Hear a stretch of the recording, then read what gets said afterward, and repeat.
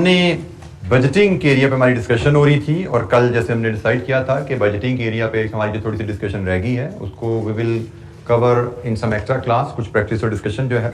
फिलहाल हम अपने नेक्स्ट चैप्टर की तरफ मूव करते हैं। कॉन्सेप्चुअली आप कह सकते हैं कि बजटिंग पे हमारी चीज़ें तकरीबन कंप्लीट हैं जो क्वेश्चन के लिहाज से। जो थोड़ी बहुत अगर एमसीक्यू के रेफरेंस से या थोड़ी प्रैक्टिस के रेफरेंस से बात है उसको इंशाअल्लाह हम इसी वीक में किसी एक्स्ट्रा क्लास में कवर करने की कोशिश करेंगे, मे बी सैटरडे या Sunday, I will announce accordingly. अच्छा, हमारा जो नेक्स्ट चैप्टर है that is financial risk management. ये चैप्टर टोटली नया आपके पास आया है सीफैप से एक्सट्रैक्ट लेके। जैसे तो बजटिंग जैसे हमने पीछे पढ़ा तो बजटिंग तो हमने कहा था ये तो कैफेट में बड़े अरसे से चल रहा था। वर्किंग कैपिटल मैनेजमेंट हमने पिछला चैप्टर पढ़ा तो वो भी बात हमने यही कही थी कि वो सीफैप से आया है, पहले कैफेट लेवल पे नहीं था, but that was relatively a basic discussion. फिर उससे पीछे जो हमने कॉस्ट ऑफ कैपिटल का चैप्टर पढ़ा तो कॉस्ट ऑफ कैपिटल के चैप्टर के बारे में हमारी बात मैंने आपको यही बताई थी, ये भी सीफैप से ही कुछ एक्सट्रैक्ट्स हैं लेकिन बड़ी बेसिक लेवल एक्सट्रैक्ट्स है। अच्छा, अब ये जो चैप्टर हम पढ़ने जा रहे हैं फाइनेंशियल रिस्क मैनेजमेंट, ये भी जैसे मैंने कहा सीफैप 4 से ही आपका बीएफडी से एक्सट्रैक्ट है और ये थोड़ा सा ट्रिकी टॉपिक है। Let me be honest with you, ये थोड़ा सा ट्रिकी टॉपिक है। ट्रिकी इसलिए कि इसमें ज्यादातर डिस्कशन उन टूल्स के ऊपर है जिनके बारे में ना हमने अभी तक कोई बात सुनी होती है। और मैं तो खैर ये बीएफडी में भी हम बहुत एडवांस लेवल पे जाके पढ़ते हैं तो वहाँ पे भी उस एज में भी जाके बच्चों ने शायद 5-7% इसके बारे में सुना होता है। और इवन प्रैक्टिकली हम बात करें तो इसमें बहुत सी चीज़ें ऐसी चैप्टर में जो प्रैक्टिकली पाकिस्तान में एग्जिस्ट नहीं करती, लेकिन चूंकि आपको पाकिस्तान के लिए प्रिपेयर नहीं किया जा रहा होता as a chartered accountant, you are being prepared to serve even international market और मल्टीनेशनल, तो ये नॉलेज आप कह सकते हैं हमारे लिए कंपलसरी है एक इंटरनेशनल प्रोडक्ट बनने के लिए, एक इंटरनेशनली एक्टिवली काम करने के लिए, कॉम्पिटेंट प्रोफेशनल बनने के लिए सीखना हमारे लिए जरूरी है। तो यहाँ पे हम इसकी अभी भी बेशक ये ट्रिकी टॉपिक है, ट्रिकी तो नहीं मैं कहूँगा, थोड़ा सा एब्जॉर्ब करने में दिक्कत होती है क्योंकि बिल्कुल ही हमारे लिए दूसरी दुनिया की बातें लग रही होती हैं, तो एब्जॉर्ब करने में दिक्कत होती है। तो कोशिश हम करेंगे कि डिस्कशन को जितना बेसिक से बेसिक प्रैक्टिस जितनी ज़्यादा यहाँ पे कर सकें करें। लेकिन ये मैं बता दूं कि ये जो चैप्टर आप समझे हम यहाँ पे कोई 7-8 घंटे में पढ़े होंगे या 8 घंटे में पढ़े होंगे, ये हम जब सीफैप में पढ़ते हैं तो इस पर 20-25 घंटे पे लगाते हैं, इतनी डेप्थ में हम जाके पढ़ते हैं। तो बहरहाल इस पर डिस्कशन शुरू करते हैं जी। पहले ये चीज़ जो हम हर टॉपिक से पहले देखते हैं एग्जाम सिग्निफिकेंस, तो जनाब वो तो बड़ी क्लियर नजर आ रही है कि मॉडल पेपर में भी 11 नंबर का सवाल और स्प्रिंग 22 में भी 10 नंबर का सवाल। सो हम सेफली कह सकते हैं कि कंपल्सरीली क्वेश्चन इस एरिया से हमें मिलेगा। फाइनेंशियल रिस्क क्या है और फिर फाइनेंशियल रिस्क मैनेजमेंट की बात की जाएगी। Financial risk may be explained as effect of uncertainty on the financial objectives of business। आप कोई भी कारोबार करते हो, आप कोई भी कारोबार करते हैं तो कारोबार में कोई चीज गारंटीड नहीं होती। कारोबार में ना आपके सेल्स वॉल्यूम गारंटीड है, ना आपकी प्राइस गारंटीड है, ना आपकी कॉस्ट गारंटीड है, अल्टीमेटली आपके प्रॉफिट्स भी गारंटीड नहीं होते। आपके सेल्स वॉल्यूम आपके कंपैटिटर के इन आउट होने से बदल जाते हैं, आपके सेल्स वॉल्यूम कस्टमर की टेस्ट प्रेफरेंसेस बदलने से बदल जाते हैं, आपकी प्राइस अगेन मार्केट में फोर्सेस कंपैटिटर के आने से कंपैटिटर की स्ट्रेटजी से आपकी प्राइसेस भी इफेक्ट होती हैं, आपकी कॉस्ट भी मार्केट से इफेक्ट होती है। फॉर एग्जांपल आप रॉ मटेरियल इंपोर्ट कर रहे हो, डॉलर महंगा हो गया तो आपकी कॉस्ट भी बढ़ गई। आप प्रोडक्शन करते हो, बिजली महंगी होगी, आपकी कॉस्ट भी बढ़ गई। सो ये चीजें आपके कंट्रोल में नहीं होती, बदलती रहती हैं। इनको हम कहते हैं अनसर्टेनिटीज, कि बिजनेस में अनसर्टेनिटीज, कल क्या होगा आपको नहीं पता, और ये अनसर्टेनिटीज कंपनी के बिजनेसेस के फाइनेंशियल ऑब्जेक्टिव्स पे असरअंदाज होती हैं। ये जो ऊंच नीच है ये कंपनी के फाइनेंशियल ऑब्जेक्टिव्स पे असरअंदाज होती है। अब यहां पे ये चीज ध्यान में रखना, जब हम बात करते हैं ना इफेक्ट की, effect does not necessarily mean नुकसान। इफेक्ट मतलब पॉजिटिव भी हो सकता है, नेगेटिव भी हो सकता है। अनसर्टेनिटी के असरात पॉजिटिव भी हो सकते हैं, नेगेटिव भी हो सकते हैं। जैसे डॉलर का महंगा होना एक इंपोर्ट रिलेटेड बिजनेस के लिए तो नेगेटिव है। क्या आप इंपोर्ट करते थे, डॉलर खरीदने पड़ते थे आपको, now you will have to pay more dollar to pay $100 to your supplier, now you will have to pay spend more money to buy $100 for your supplier अगर डॉलर महंगा हो गया। ऑन द अदर हैंड यही dollar का महंगा होना एक export oriented customer के लिए पॉजिटिव चीज है, क्योंकि एक्सपोर्ट ओरिएंटेड कस्टमर डॉलर खरीदता नहीं है, वो डॉलर बेचता है। उसको कस्टमर से डॉलर आते हैं, वो डॉलर बेचता है, तो डॉलर का महंगा होना, उसको ज्यादा पैसे मिल जाएंगे। तो एक ही चेंज है, ये चेंज किसी बिजनेस को पॉजिटिवली इफेक्ट करती है, किसी बिजनेस को नेगेटिवली इफेक्ट करती है। तो जब हम बात करते हैं effect of uncertainty does not necessarily mean negative effect. Business में इफेक्ट ऑफ अनसर्टेनिटी दोनों एंगल से डिस्कस की जाती है, पॉजिटिव है या नेगेटिव है, ठीक है। तो बहरहाल हम कह रहे हैं जी अनसर्टेनिटी की वजह से फाइनेंशियल ऑब्जेक्टिव्स की अचीवमेंट पे जो हमारा क्वेश्चन मार्क आता है, this is called financial risk. अब फाइनेंशियल ऑब्जेक्टिव्स क्या हैं हमारे, और ये अनसर्टेनिटीज क्या हैं जिसकी वजह से हम अपने ऑब्जेक्टिव हासिल नहीं कर पाते। फाइनेंशियल ऑब्जेक्टिव की कुछ एग्जांपल्स हैं। Some of the key financial objectives are stability of earning trends. हर इदारे की ख्वाहिश होती है कि हमारी अर्निंग स्टेबल रहे, उसमें ऊंच नीच कम से कम हो, हमारी अर्निंग सालाना एक सर्टेन लेवल के आसपास प्लस माइनस प्लस प्लस होती भी ग्रो करे, स्टेबिलिटी चाहते हैं। दूसरा, हर अदारा चाहता है कि उसका वर्किंग कैपिटल का जो इस्तेमाल है वो ऑप्टिमाइज रहे।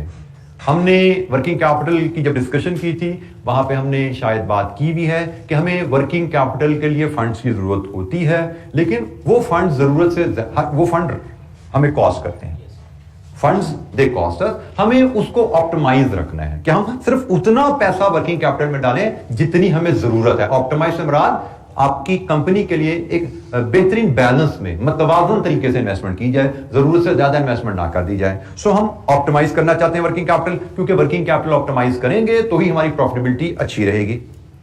टाइमली डिस्चार्ज ऑफ लायबिलिटी, ये भी फाइनेंशियल ऑब्जेक्टिव होते हैं। हम चाहते हैं कि हमारे पास इतने फाइनेंसेस, इतने फंड्स अवेलेबल हो कि जब हमारी लायबिलिटीज ड्यू हो हम उनको पे कर सकें। हमारे बिजली के बिल आए, हमारे पास पैसे हो, हमारे सप्लायर की पेमेंट ड्यू हो, हमारे पास पैसे हो। हम इतना फाइनेंस हमारे पास अवेलेबल होना चाहिए थ्रू आवर अर्निंग कि हम अपनी लायबिलिटी डिस्चार्ज कर सकें।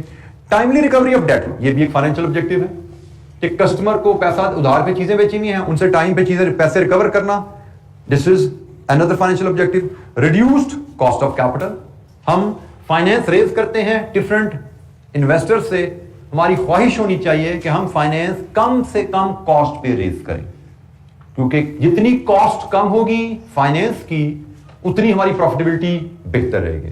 बल्कि हम तो थोड़ा सा कैपिटल इन्वेस्टमेंट अप्रेजल भी पढ़ के आए हैं ना, जितनी कॉस्ट ऑफ कैपिटल कम होगी उतनी एनपीवी ज्यादा हो जाती है, और एनपीवी ज्यादा होने का मतलब शेयर होल्डर्स वेल्थ में इजाफा है। तो कॉस्ट ऑफ कैपिटल कम होने का मतलब शेयर होल्डर्स वेल्थ में इजाफा है, तो कॉस्ट ऑफ कैपिटल कम होना ये भी एक ऑब्जेक्टिव है। हमने कहा जी ये हमारे कुछ एग्जांपल्स हैं फाइनेंशियल ऑब्जेक्टिव्स की जो इदारे पूरा करना चाहते हैं, लेकिन इन ऑब्जेक्टिव्स पे हर्फ आ जाता है अनसर्टेनिटीज की वजह से। कुछ मार्केट में ऊंच नीच होती है जिसकी वजह से इन ऑब्जेक्टिव्स पे हर्फ आता है। तो वो कुछ ऊंच नीच की एग्जांपल्स क्या हैं, की फैक्टर्स कॉजिंग रिस्क, वो मार्केट में क्या ऊंच नीच आती है जिसकी वजह से हमारे ऑब्जेक्टिव पूरे नहीं हो पाते हैं। कुछ एग्जांपल्स हैं, प्राइसेस ऑफ कमोडिटीज और सर्विसेज, हमारे बिजनेसेस से वो बदल जाते हैं। जैसे मैंने बात की, हम इंपोर्ट करते हैं रॉ मटेरियल, डॉलर महंगा हो गया, हमारी price of the raw material बदल गई। हम इंपोर्ट करते हैं रॉ मटेरियल कराची से ट्रेवल करके लाहौर आता है, पेट्रोल महंगा हो गया, ट्रांसपोर्टेशन कॉस्ट बढ़ गई, एक और डॉलर बढ़ गई। हम रॉ मटेरियल को मशीन में डाल के फिनिश प्रोडक्ट बनाते हैं, तो मशीन बिजली पे चलती है, बिजली महंगी होगी, एक और डॉलर बढ़ गई। सो डिफरेंट इवेंट्स जो है हमारी प्राइस को इफेक्ट कर रहे हैं, कमोडिटी और उससे related. Rates of interest, this is another factor. अगर हम बिजनेस कर रहे हैं लोन पे पैसा लेके, तो आपको पता होना चाहिए कि इंटरेस्ट रेट में ऊंच नीच आती रहती है। जैसे मैंने शायद जब हम कॉस्ट ऑफ कैपिटल का एरिया पढ़े थे, आई बिलीव हमारी बात हुई थी कि आजकल इंटरेस्ट रेट बड़े हाई लेवल्स पे हैं, ठीक है, बड़े हाई लेवल्स पे हैं। तो इस वक्त ये इंटरेस्ट रेट ग्रेजुअली बढ़ते बढ़ते इस वक्त 15-16-17% पे पहुंचे हुए हैं, और यही मे बी इंशाअल्लाह हालात ठीक होंगे तो ये मे बी 8-9% पे भी हमें नजर आते हैं, 7-8% पे भी मैंने इनको देखा हुआ। इस वक्त ये डबल से भी ज्यादा हुए हैं जो मैंने नॉर्मल लेवल एक देखा हुआ उससे। तो इंटरेस्ट रेट भी ऊंची नीचे होती रहती है, तो इंटरेस्ट रेट बदलते हैं तो जो बिजनेसेस लोन लेके काम कर रहे हैं उनके फाइनेंशियल ऑब्जेक्टिव हिल जाते हैं, प्रॉफिटेबिलिटी उनकी हिल जाती है, क्योंकि पहले आप लोन पे इंटरेस्ट पे करते थे 10%, अब उसी लोन पे इंटरेस्ट पे कर रहे हो 20%, 18%। तो आपके फाइनेंशियल ऑब्जेक्टिव प्रॉफिटेबिलिटी हिल गई सारी। रेट्स ऑफ फॉरेन एक्सचेंज, इस पे भी हमने बात की कि इंपोर्ट रिलेटेड कंपनी है, उस पर किसी और अंदाज में असर आता है एक्सचेंज रेट बदलने से, उसकी कॉस्ट बढ़ जाती है, उसकी प्रॉफिटेबिलिटी डाउन हो जाती है। और एक्सपोर्ट रिलेटेड बिजनेसेस पे पॉजिटिव असर आ जाता है डॉलर महंगा होने से, उसकी प्राइसेस बढ़ जाती हैं, उसके प्रॉफिट शायद बढ़ जाते हैं। Credit worthiness of debtors, credit worthiness of the debtor से मुराद है कि आपके डेटर्स की एबिलिटी टू पे योर डेट, अगर वो हिल जाए तो आपके बैड डेट्स आने शुरू हो जाते हैं। आपके बैड डेट्स आ जाए, ये बिजनेसेस में चलता रहता है कि आपके कस्टमर बाज़ का उनकी फाइनेंशियल हेल्थ खराब हो जाती है। आपने उनको चीजें उधार पे बेची होती हैं, कस्टमर की फाइनेंशियल हेल्थ खराब हो जाती है और वो आपको पेमेंट करने से पहले डिफॉल्ट कर जाता है, लिक्विडेशन में चला जाता है, तो आपका पैसा डूब जाता है। तो क्रेडिट वर्दिनेस ऑफ कस्टमर या डेटर, ये भी आपकी प्रॉफिटेबिलिटी पे, फाइनेंशियल ऑब्जेक्टिव्स पे हक डालती है। Quality of liquidity of financial assets, बात करता आपके फाइनेंशियल एसेट्स की लिक्विडिटी बदल जाती है। फाइनेंशियल एसेट्स से मुराद क्या है? बिल्कुल ठीक है, फाइनेंशियल एसेट जो आपने डिनोमिनेशन में, जैसे आपने एग्जांपल दी, शेयर्स हैं, आपके डिवेंचर्स हैं, ये आपके फाइनेंशियल एसेट्स हैं। बिजनेसेस इनमें अक्सर पैसा इन्वेस्ट करते हैं टेम्परेरीली, बजाय से कि पैसा इन पर सरप्लस पड़ा है उससे कोई फैक्ट्री लगाएं, उससे कोई मशीनरी खरीदें, या वो पैसा शेयर होल्डर को वापस कर दें, अपने पास ऐसा रिजर्व मेंटेन कर लेते हैं कि भाई कल को बिजनेस में कोई ऊंच नीच आती है, कोई नुकसान आ जाता है, तो हम बजाय से लोगों के पीछे भागते हुए पैसा मांगने के लिए, हमारे पास पैसा कहीं फाइनेंशियल एसेट में कुछ इन्वेस्टेड पड़ा हो, हम वहां से कैश करवा के अपने कारोबार की जरूरतें पूरे कर लेंगे, तो उसकी लिक्विडिटी बदल जाएगा, उसकी लिक्विडिटी की पोजीशन खराब हो जाए। जैसे आजकल स्टॉक मार्केट में स्लंप आया हुआ है, आपने शेयर खरीद के रखे हुए हैं कि जी मुझे जब पैसे की जरूरत होगी मैं बेच के अपने बिजनेस की जरूरत पड़ूंगा, पूरी कर लूंगा। आपने शेयर खरीदा था 150 का, आजकल हुआ 50 रुपए का, और खरीदार भी कोई नहीं है क्योंकि मार्केट में सबका कोई इन्वेस्ट नहीं करना चाह रहा, तो ये आपकी लिक्विडिटी डिस्टर्ब होगी। ये ऊंच नीच ये भी आती रहती है कि आपने खरीदा था, ये जब जरूरत होगी बेच के पैसे निकाल लूंगा, लेकिन हालात ही बदल गए, अब वो चीज बिक ही नहीं रही, उसकी लिक्विडिटी नहीं है मार्केट में। Ability of business to access finance, ये भी बात का चेंज हो जाती है कि आप अगर रूटीन में चल रहे हो, जब पैसे की जरूरत है शेयर होल्डर से ले लिया, जब पैसे की जरूरत है बैंक से लोन ले लिया, लेकिन बाज़ औक़ात आपके बिजनेस की प्रॉफिटेबिलिटी की पोजीशन अगर खराब हो जाए तो कोई पैसा देने पर तैयार नहीं होता आपको। आप प्रॉफिट्स में है, बिजनेस अच्छा काम कर रहा है, तो इन्वेस्टर आपके साथ पैसा लगाने पे तैयार है, शेयर होल्डर भी पैसा देगा, बैंक भी लोन देने पे तैयार है। लेकिन अगर आपकी प्रॉफिटेबिलिटी जैसे ये हालात हैं खराब हो जाती है तो मुश्किल हो जाएगा आपके लिए फाइनेंस रेज करना। हालांकि खराब हालात में ही आपको पैसे की जरूरत होती है, अच्छे हालात में तो आपको जिंदा रहने के लिए पैसे की जरूरत नहीं है, अच्छे हालात में आगे जाने के लिए पैसे की जरूरत है। खराब हालात में आपको जिंदा रहने के लिए पैसे की जरूरत पड़ती है, लेकिन खराब हालात में पैसा रेज करना मुश्किल हो जाता है बिजनेसेस के लिए। तो ये जनाब एक ब्रीफ सामने ओवरव्यू लिया। फाइनेंशियल रिस्क क्या है कि कुछ ऐसे फैक्टर्स आते हैं जिनकी वजह से हम फाइनेंशियल ऑब्जेक्टिव अपने हासिल नहीं कर पाते, दिस इज फाइनेंशियल रिस्क। कुछ ऐसे बिजनेस में ऊंच नीच आ जाती हैं जिसकी वजह से हम अपने फाइनेंशियल ऑब्जेक्टिव हासिल नहीं कर पाते, this is financial risk. There are 3 types of financial risk. एक है जी मार्केट रिस्क, जिस पे हमारी इस चैप्टर की 95% ऑफ द डिस्कशन होने वाली है। Then credit risk and liquidity risk. Credit liquidity risk मुझे लगता है कि 20 या 25 मिनट की डिस्कशन है, जो कि हम towards the end of the chapter हमारे सामने आएगी। मेन डिस्कशन हमारी मार्केट रिस्क में होने वाली है कि वो कौन से ऐसे फैक्टर्स हैं मार्केट रिलेटेड जिनकी वजह से हम अपने फाइनेंशियल ऑब्जेक्टिव हासिल नहीं कर पाते। मार्केट से रिलेटेड ऐसे कौन से फैक्टर्स हैं जिनकी वजह से हम अपने फाइनेंशियल रिस्क हासिल नहीं कर पाते। तो जनाब हम पहले मार्केट रिस्क को आइडेंटिफाई कर लेते हैं और फिर different types of market risk पे हमारी डिस्कशन शुरू हो जाएगी। तो market risk, these are the financial risk that are associated with the uncertainty about the market rates and prices. Market rates and prices की वजह से हमारे फाइनेंशियल ऑब्जेक्टिव पे जो रिस्क आता है उसको मार्केट रिस्क कह रहे हैं। At which business can deal in commodities, services, foreign exchange and financing। ये कुछ एग्जांपल दी हैं। मार्केट रेट्स एंड प्राइसेस में उतार चढ़ाव का इंपैक्ट जो फाइनेंशियल ऑब्जेक्टिव्स पे आता है उसको हम मार्केट रिस्क कह रहे हैं। मार्केट रेट्स और प्राइसेस में उतार चढ़ाव का इंपैक्ट जो फाइनेंशियल ऑब्जेक्टिव्स पे आ रहा है, that is called market risk. अब मार्केट रेट्स और प्राइसेस की बात करते हैं तो किस चीज की रेट, किस चीज की प्राइसेस, वन बाय वन हम उन पे बात करेंगे। मार्केट में आपकी फॉरेन एक्सचेंज की रेट्स, ये मार्केट रिस्क में आता है। जैसे फॉरेन, आप एक्सपोर्ट ओरिएंटेड बिजनेस में हो, आप इंपोर्ट ओरिएंटेड बिजनेस में हो और आपके मार्केट में एक्सचेंज रेट बदल जाते हैं तो आपके बिजनेस पे, फाइनेंशियल ऑब्जेक्टिव पे असर आता है। ये क्या नॉइस आ रहा है?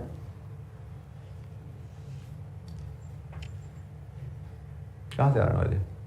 किस साइड से आ रहा है? बाहर से? मुझे लगा कि इधर से आ रहा है। हाँ, कुछ चूहा वगैरह तो नहीं आया हुआ? चींची चींची की बात आ गई। किस किस्म की बात है? तो थोड़ी देर बाद खामोश हो जाती है। बेंच के, जो बेंच पे कोई टांगे ला रहा बैठा हुआ बच्चा? अच्छा तो बेटा, हाँ अच्छा बेटा कंट्रोल करिए, डिस्टर्ब कर रहे हैं, डिस्टर्बेंस आ रही क्लास में, ठीक है।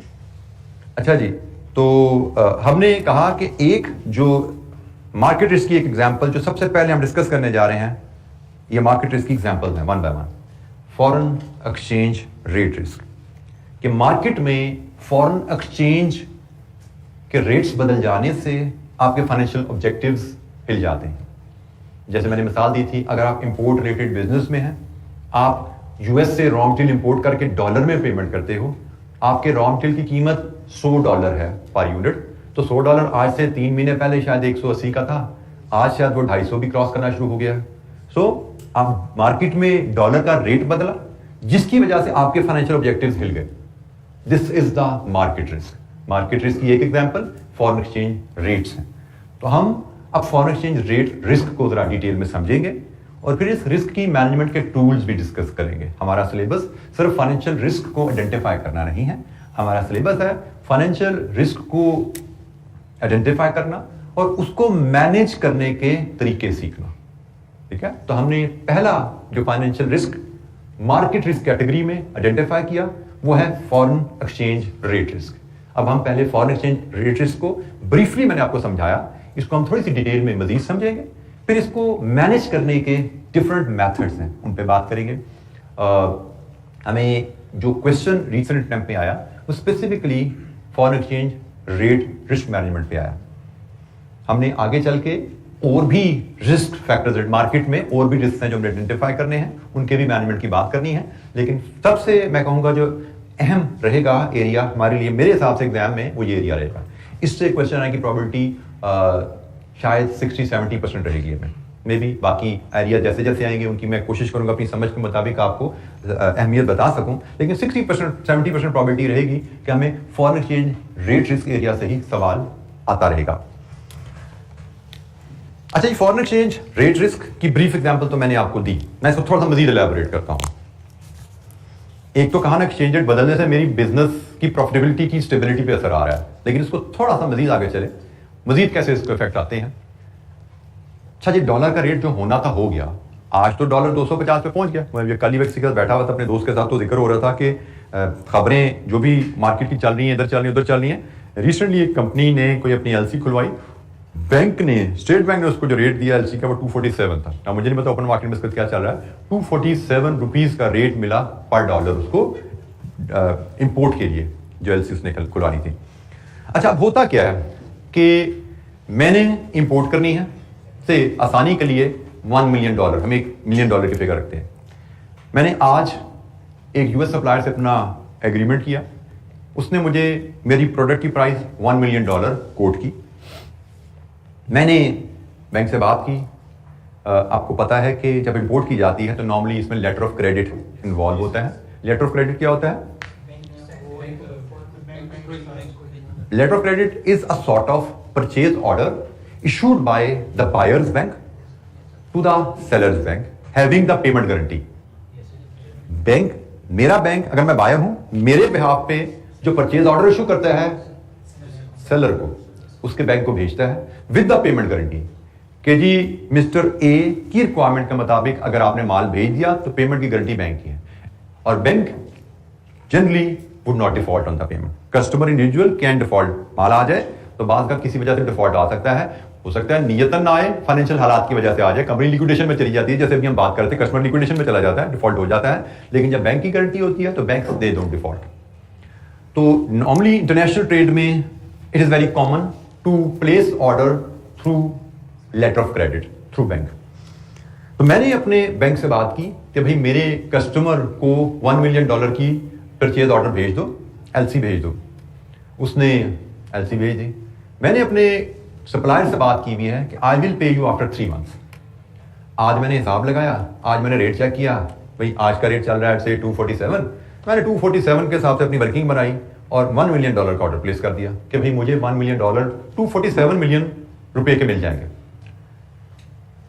डोंट फॉरगेट कि मैंने सप्लायर से क्रेडिट लिया 3 महीने का, तो माल तो मुझे आज आ गया, पेमेंट मैंने करनी है अगस्त, सितंबर, अक्टूबर में।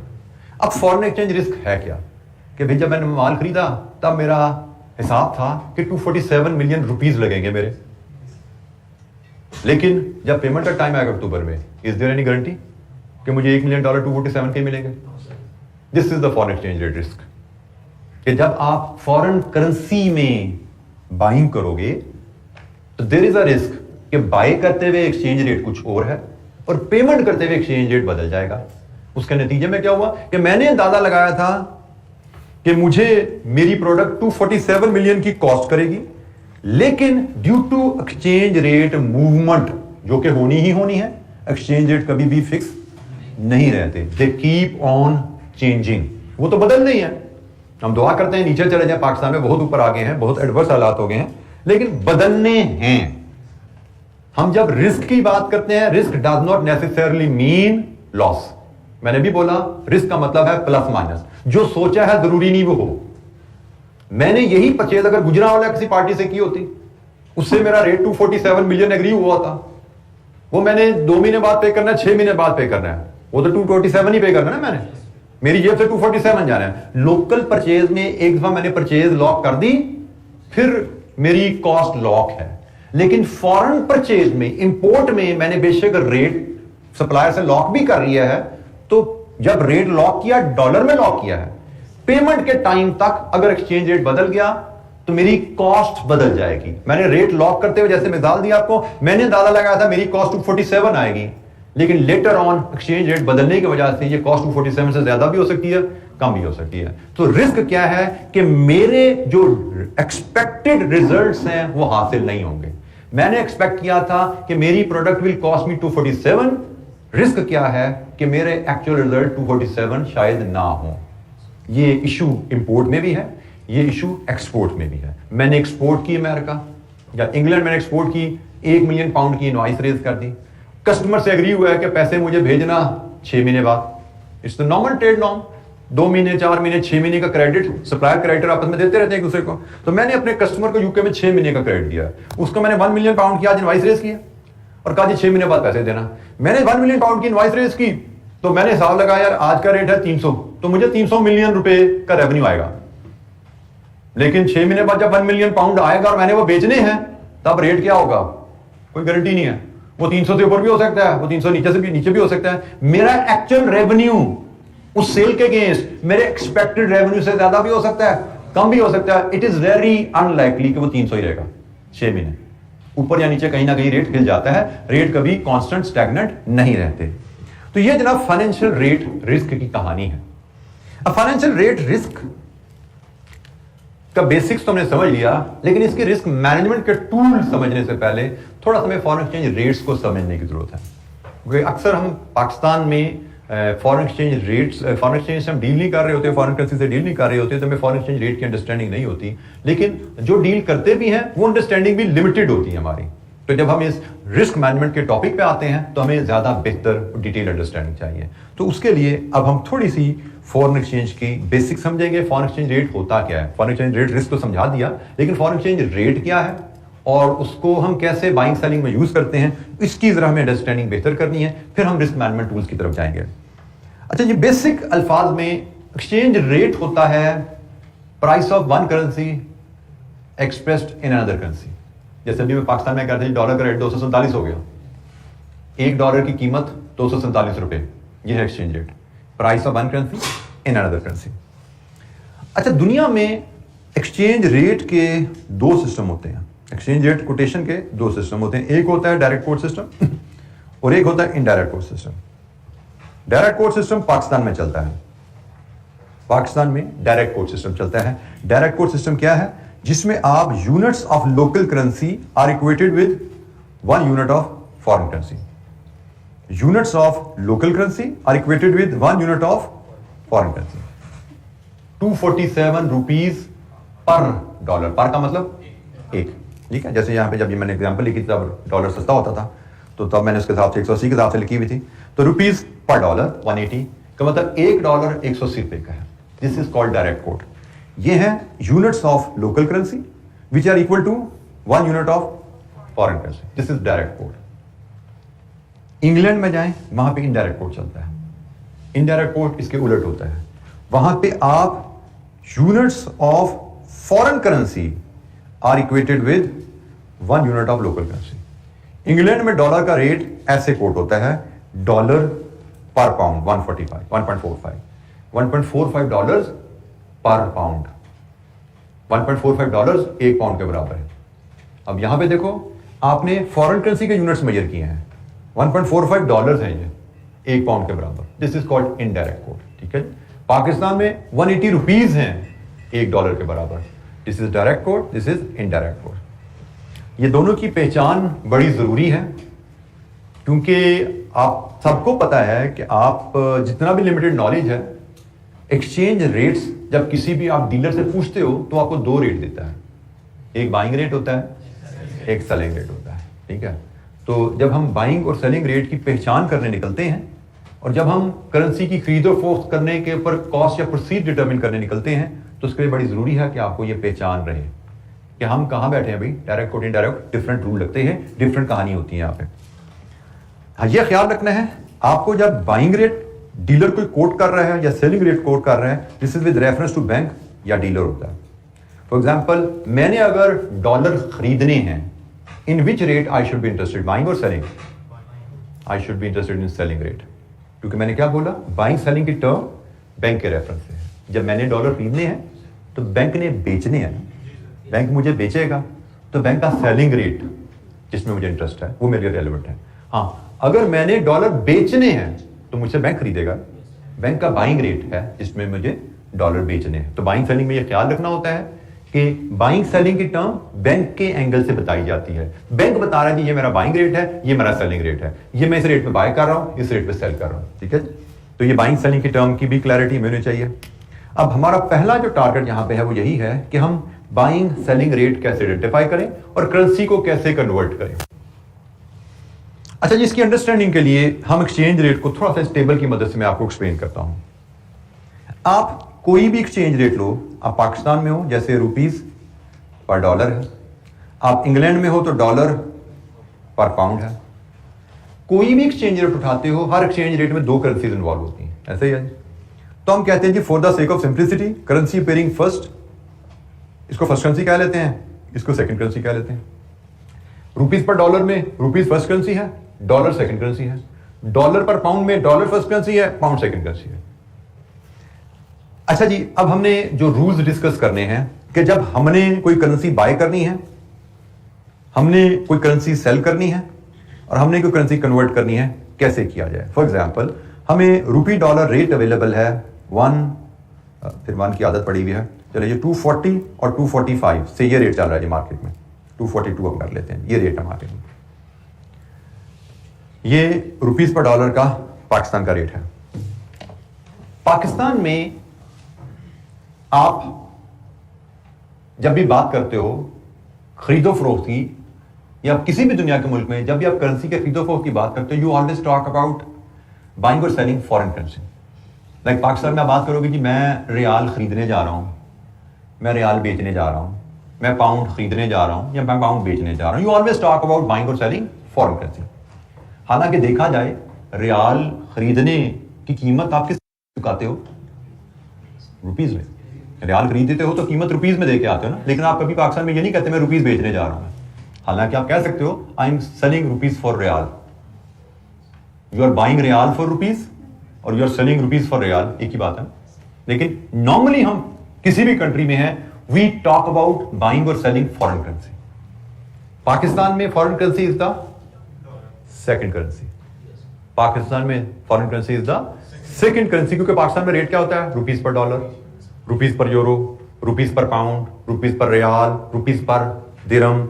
Foreign currency is always second currency, rupees per. Pakistan में सेकंड करेंसी और foreign currency is always second currency. तो पाकिस्तान में हम जब भी बात करते हैं, हम सेकंड करेंसी की बाइंग और सेलिंग की बात करते हैं। तो सेकंड करेंसी की बाइंग और सेलिंग के लिहाज से आप काफी कंफर्टेबल हैं रूल के मामले में। जैसे अगर आपको ये रेट डॉलर का अवेलेबल है, तो आप बताइए सेकंड करेंसी के बारे में रूल। आप सेकंड करेंसी बाय करते हैं किस रेट पे? हाई पे, लो पे? ये हाई रेट है या लो रेट है? आप बाय करते हो हाई पे। आप खरीदने जाओगे तो 242 रुपए का डॉलर खरीदोगे ना भाई। आप बेचने जाओगे तो लो पे बेचते हो। और सेकंड करेंसी को जब कन्वर्ट करना होता है, मतलब डॉलर को रुपीस में कन्वर्ट करना होता है, आपने $100 से खरीदे तो $100 खरीदे 242 पे, तो क्या करोगे, मल्टीप्लाई करोगे, डिवाइड करोगे, मल्टीप्लाई। ये जनाब आपकी कॉस्ट बन गई कि भाई $100 खरीदने हैं तो आपकी कॉस्ट है इस रेट के हिसाब से 24,200, ऐसे ही है।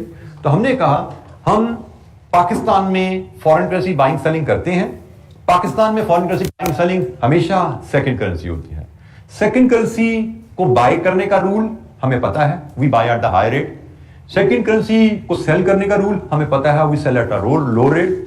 और सेकंड करेंसी को कन्वर्ट करने का रूल हमें पता है, डॉलर को कन्वर्ट करने का रूल पता है, उसको रेट से मल्टीप्लाई करता है। तो ये होगी जी सेकंड करेंसी की कहानी, और ये पाकिस्तान की कहानी है। सेकंड करेंसी बाय करनी है हाई रेट पे, सेकंड करेंसी सेल करनी है लो रेट पे, सेकंड करेंसी कन्वर्ट करनी है मल्टीप्लाई करके। अब आप इंग्लैंड में जाओगे तो इंग्लैंड में भी आप कहोगे मेरे डॉलर खरीदने हैं, इंग्लैंड में भी आप कहोगे मैंने डॉलर खरीदने हैं, क्योंकि इंग्लैंड में फॉरेन करेंसी डॉलर है, बट वो फर्स्ट करेंसी बन गई। अब फर्स्ट करेंसी को बाय करना, फर्स्ट करेंसी को सेल करना, रूल उलट जाता है। First currency you buy low rate, first currency you sell at a high rate. First currency को कन्वर्ट करना है तो यू कन्वर्ट थ्रू डिवीजन। तो ये टेबल आपको बनाना पड़ेगा।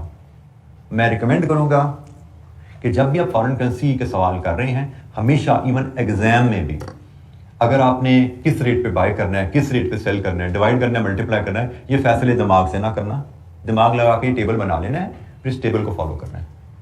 ठीक है, तो ये टेबल बड़ी आपके लिए मैं कहूंगा कि तकरीबन आपकी जो 50% एरर रेट होता है उसको एलिमिनेट कर देता है। अगर आप इस टेबल के बगैर चलोगे, आपको ये मुझे याद हो गया सब कुछ, मैं दिमाग से चलाऊंगा सब कुछ, तो 50% चांसेस आते हैं कि आप गलती कर जाओगे।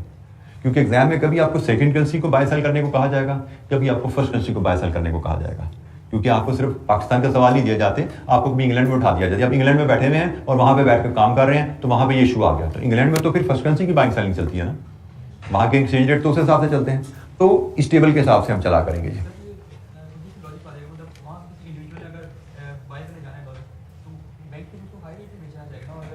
बेटा वहां पे डिवीजन हो रही है, मल्टीप्लिकेशन नहीं है, डिवीजन। रूल उलट जाते हैं डिवीजन में। ठीक है, अभी आपको नजर आ जाएगा, छोटी सी एक्टिविटी करते हैं, उसमें ये चीज आपको नजर आएगी। इस रूल की एप्लीकेशन के लिए मेरे पास ये एक्टिविटी 1 है, ये टेबल है। इस टेबल की मदद से ये कुछ कैलकुलेशंस हम परफॉर्म करेंगे।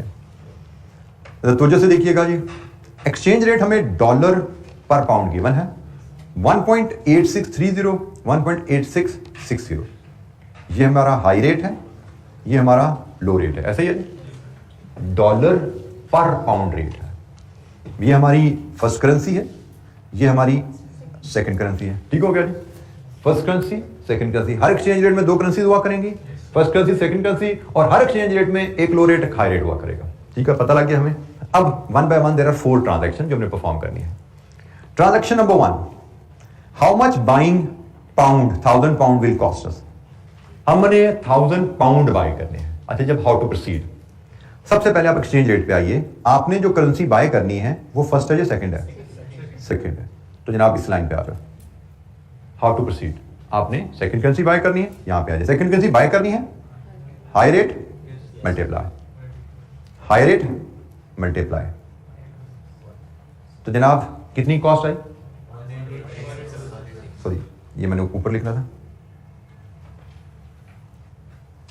Buying 1000 pound 1866। अच्छा, यहां पे ख्याल रखना है, आप अब तक जितने सवाल करते हैं you over always dealing with one currency, rupees in 1000, rupees in million, लेकिन जब कहानी खत्म। अब यहां पे आपको हर अमाउंट के साथ करेंसी लगानी है कि आपने पाउंड खरीदने हैं 1000, तो कीमत पे करनी है डॉलर। ये एक आदत डेवलप करनी है आपको कि फॉरेन करेंसी का सवाल जब भी आप कर रहे हैं, हर अमाउंट के साथ करेंसी साइन यूज होगा। ठीक है, तो जैसे यहां पे हमने कहा जी 1000 पाउंड बाय करने हैं, हम कैसे चले? पाउंड एक्सचेंज रेट में सेकंड करेंसी है, यहां पे आ गई जी सेकंड करेंसी बाय होती है हाई रेट पे और मल्टीप्लाई करना है। तो हाई रेट पिक किया यहां से और मल्टीप्लाई कर दिया, आंसर आ गया। आगे चलते हैं। How much do we get by selling pound. Pound बेचने हैं, पाउंड सेकंड करेंसी है, सेकंड करेंसी सेल करनी है, sell low multiply, second currency sell low multiply, तो लो रेट से मल्टीप्लाई 1.86 1863। यहाँ से आप चीज़ देख सकते हो कि हमेशा डीलर जो है बाइंग सेलिंग में मुनाफा कमाता है, और वो हमें यहाँ नजर आ रहा है कि हम जब बेचने के 1000 पाउंड हमें डीलर ने दिए $1863, और जब हम यही पाउंड खरीदने गए तो उसने हमसे $1.66 मांगे। इसका मतलब इस डील में डीलर ने कितने कमाए? $3। इस डील में डीलर ने $3 कमाए। ठीक हो गया? तो डीलर हर डील में कमाएगा और कस्टमर कंपनी हर डील में कॉस्ट पे करती है, बाइंग सेलिंग में कॉस्ट पे करती है। बाइंग सेलिंग का जो डिफरेंस होता है ना, ये डीलर का प्रॉफिट मार्जिन रिफ्लेक्ट कर रहा होता है। तो वो हमें यहाँ पे हमारी डील में रिफ्लेक्ट भी नजर भी आ गया कि हमने 1000 पाउंड खरीदे तो $1866 दिए हमने, और यही 1000 पाउंड हमने बेचे तो हमें $160 मिले जी। अच्छा जी, अब थर्ड ट्रांजैक्शन पे आइए। How much buying $1000 will cost. अब हमने $1000 बाय करने हैं, डॉलर हमने बाय करने हैं, फर्स्ट करेंसी है जी। तो फर्स्ट करेंसी की लाइन में आ जाओ। फर्स्ट करेंसी बाय होती है लो रेट पे और डिवाइड होता है। तो ये जनाब लो रेट है और डिवीजन लगनी है। लो रेट इज 1.8630। तो जब ये डॉलर से हम जाएंगे पाउंड में, कितने पाउंड जी? 530.77। लीजिए जी, अगर हमने $1000 बाय करने हैं तो हमें इतने पाउंड पे करने पड़ेंगे। $1000 बाय करने के लिए हमें इतने पाउंड पे करने पड़ेंगे, ये हमारी कॉस्ट है। और अगर हमने $1000 सेल करने हैं, $1000 सेल करने हैं, dollar is the first currency, first currency sell करनी है, हाई डिवाइड, हायर रेट से डिवाइड कर दो। कितने पाउंड जनाब? 535.91। अब बेशक यहां डिवीजन है, देख लो, हमने सेल किया $1000, हमें कितने पैसे मिल रहे हैं, और यही डॉलर जब हम बाय करने गए हैं तो we are paying more. Dealer ने हमेशा मुनाफा कमाना है। ठीक है? तो हाई लो का फर्क मल्टीप्लिकेशन डिवीजन में एडजस्ट हो जाता है। हमने कौन सी करेंसी खरीदनी है पिक करते हैं, उसको एक्सचेंज रेट में ट्रेस करते हैं पहली या सेकंड करेंसी के मुताबिक, फिर रूल टेबल पे आ जाते हैं। हमने कौन सी करेंसी खरीदनी या बेचनी है उसको एक्सचेंज रेट में ट्रेस करके टेबल पे आ जाते हैं, टेबल से रूल एक्सट्रैक्ट करके फिर लगाएंगे आप। एंड ये आपको एग्जामिनेशन हॉल तक ऐसे ही करना है। ये आदत आपको ध्यान में रखनी है। हम करते क्या है कि इस टेबल को हम समराइज वे में बनाना सीख लेंगे, आगे चलेंगे ना। इसको मैं अभी तो बड़ा डिटेल बना हुआ है, एलैबोरेटेड है, इसको मतलब 5 सेकंड में 2 सेकंड में बल्कि बना लिया करेंगे टेबल को हम। ठीक है? बड़ा क्विकली बनाया करेंगे इसको इंशाअल्लाह आगे चल के। फिलहाल तो क्योंकि आपको एक्सप्लेन करना है तो एलैबोरेटेड वे में लिखा नजर आ रहा है। अच्छा जी, अब ये जरा एक क्लास एक्टिविटी कीजिए। ये एक्टिविटी 2 है आपके पास पेज 223 पे। यही टेबल आपके सामने है और एक्टिविटी 2 परफॉर्म कीजिए आप।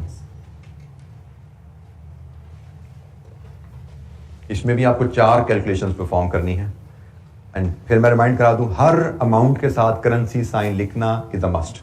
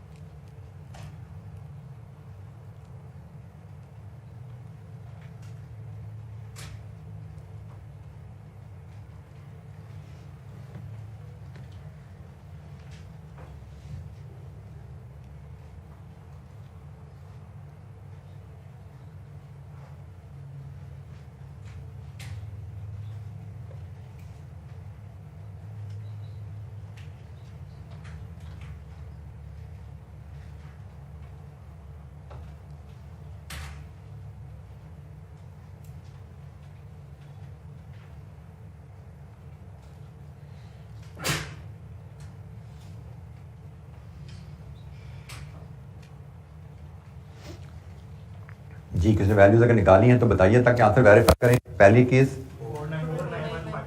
$49152 जी। नेक्स्ट 152.13 ठीक हो गया जी। नेक्स्ट जी 2036500 305 17 5, ठीक हो गया जी। और 4910 385.46 लीजिए जी। कोई डिसएग्रीमेंट? सबने आंसर सबके इन एग्रीमेंट है? चलिए मैं ज़रा क्विकली मैं भी ज़रा अपनी ज़रा प्रैक्टिस करूँ ज़रा कि आप लोग वेरीफाई कर लीजिएगा कि सबके आंसर ठीक हैं। चांसेस तो बड़े कम ही होते हैं कि सबने खुदा ना खास्ता गलत किए हों, तो इट्स गुड कि आप सबने ठीक किए हैं। I am happy. Deutsche Mark buy करने हैं, फर्स्ट करेंसी बाय करनी है, first currency low divide, low divide. Dollar buy करने हैं, डॉलर सेकंड करेंसी है, second currency buy high multiply, high multiply. Dollar sell करने हैं, सेकंड करेंसी सेल करनी है, सेकंड करेंसी सेल होती है जी लो मल्टीप्लाई, लो मल्टीप्लाई। फिर आपने सेल करने हैं dollar, dollar Deutsche Mark sell करने हैं, फर्स्ट करेंसी सेल करनी है, फर्स्ट करेंसी सेल होती है हाई रेट पे, divide, divide with high rate. लीजिए जी, ये सारी कैलकुलेशंस हैं, मैंने रेट्स और साइंस साथ लगा दी हैं। कैलकुलेशंस वेरीफाई हो रही हैं जी। चलें जी, गुड हो गया माशाल्लाह। अच्छा, आइंदा हमने जैसे मैंने कहा जब भी हमें फॉरेन करेंसी का सवाल आएगा, जब भी बाइंग सेलिंग का जिक्र आएगा, हमने इस टेबल की मदद से ही करना है और इस टेबल हम बड़ा स्मार्टली बना लिया करेंगे। मैं जिसको जैसे इसको टेबल को बनाता हूँ, buy sell convert, first second currency Pakistan का रूल है, वो मुझे ज़्यादा आसान लगता है, high low multiply, low high divide. Table बन गया जी, ठीक है। तो आइंदा हम जब भी सवाल आएगा रफ में ये टेबल बना लिया करेंगे और इसके मुताबिक हम फिर अपने रेट्स और मल्टीप्लिकेशन डिवीजन का फैसला करेंगे। जैसे मैंने कहा अदरवाइज इसके बगैर चलेंगे तो थोड़ा सा आपको मुझे लगता है कि 50% लाइक्लीहुड रहती है कि आपसे गलती हो जाएगी। तो फाइनेंशियल रिस्क क्या है, different types of financial risk, उसमें मार्केट रिस्क, और मार्केट रिस्क में पहला फॉरेन एक्सचेंज रेट रिस्क में हम बात कर रहे थे। फॉरेन एक्सचेंज रेट रिस्क किया है, उससे हमें तारुफ ले लिया। फॉरेन एक्सचेंज रेट्स और उनमें बाइंग सेलिंग ट्रांजैक्शन आइडेंटिफाई करना, हमने बेसिक्स पे बात कर ली। एनी क्वेश्चन, कोई सवाल?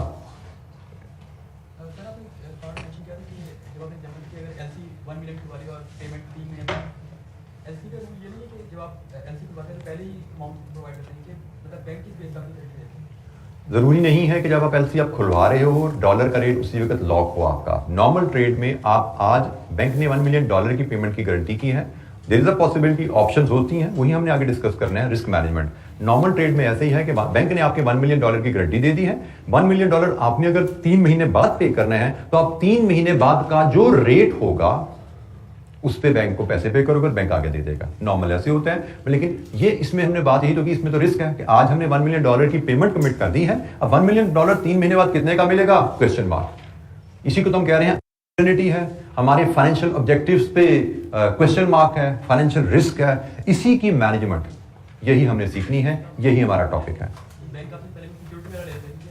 कि बैंक आपके बिहाफ पे गारंटी दे रहा है कि बैंक आपके बिहाफ पे आपको सप्लायर को कह रहा है कि आप सब मेरे इनको पैसे माल भेजिए, पैसे देना मेरी जिम्मेदारी है। तो yes, bank without security, bank without fees ये गारंटी नहीं देता।